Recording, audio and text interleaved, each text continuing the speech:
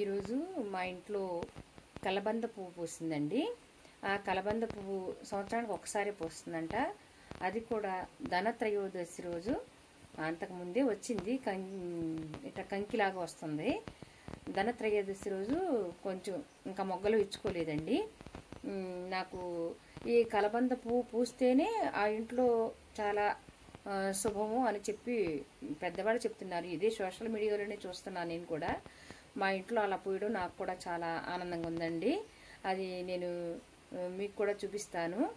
అంతకుముందు నేను కలబంద పువ్వు మాకు పోయిన సంవత్సరం కూడా మాకు ఈ కలబంద మొక్క పువ్వు పూసిందండి. ఈ సంవత్సరం కూడా పూసింది. అదే మీకు షేర్ చేస్తాను. మామూలుగా సామాన్యంగా అన్ని కలబంద మొక్కలకి రావండి, కొన్ని కలబంద మొక్కలకి వస్తాయి. మేము ఎప్పటి నుంచో పెడుతున్నాం కానీ మాకు అంతకుముందు ఎప్పుడు రాలేదు.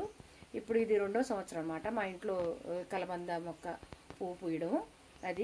అది కూడా ధనత్రయోదశి రోజున నాకు, అందుకనే కొంచెం ఆనందంగా ఉంది. చూపిస్తున్నాను మీకు కూడా, చూడండి. ఇదిగోండి కలబంద మొక్క.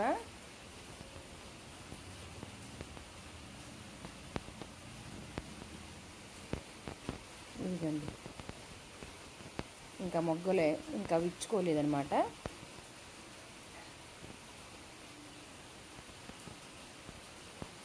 ఇంకొక పువ్వు, ఇంకొకటి చిన్న కంకి వచ్చిందండి. ఈ కలబంద మొక్క పూయడమే చాలా అదృష్టంగా భావిస్తారంట. చాలా బాగుందండి నాకు ఈరోజు. ఇది వర్షం కూడా చాలా బాగా వస్తుందండి. దీపావళి పండగకి వర్షం కూడా చాలా బాగా వస్తుందన్నమాట.